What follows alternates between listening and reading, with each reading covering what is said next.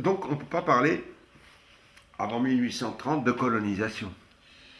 Parce qu'on va, Non, on va enchaîner. non, Parce qu'on va, non, on va enchaîner. Si non, vous pouvez là faire on ferait un justement. anachronisme.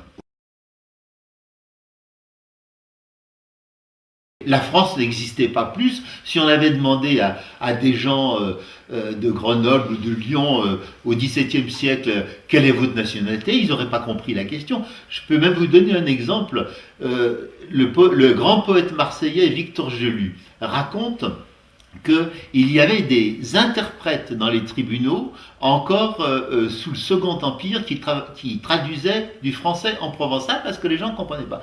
Et alors il y a un Marseillais, on lui dit quelle est ta nationalité? Alors il traduit en provençal et l'autre ne comprend pas ce que ça veut dire.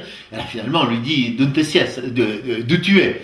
Il dit moi je suis de Saint-Jean. Saint-Jean c'est le quartier de Marseille qu'il habitait. La France pour lui il ne connaît pas.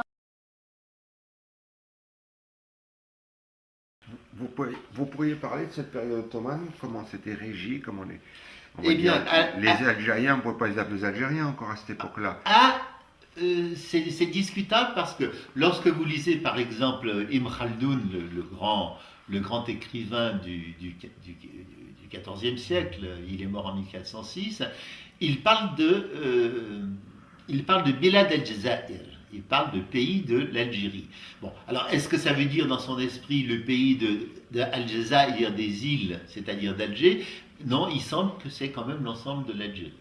Et lorsque le pouvoir ottoman s'installe, la régence d'Alger, qui est reconnue par l'Empire ottoman en 1518, on commence à parler, on voit dans les textes le terme de Dawlat al-Jazair, c'est-à-dire de État d'Alger.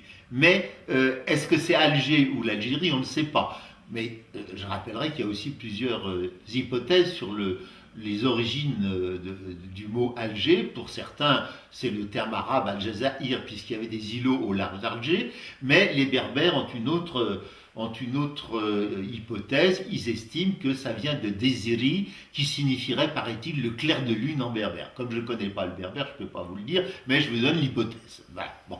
En tout cas, dans les textes en arabe, on parle de Al-Jazair, on parle de Dawlat al-Jazair, et en 1613, pour la première fois, il y a un Français qui écrit dans un texte qu'il y a des Algériens.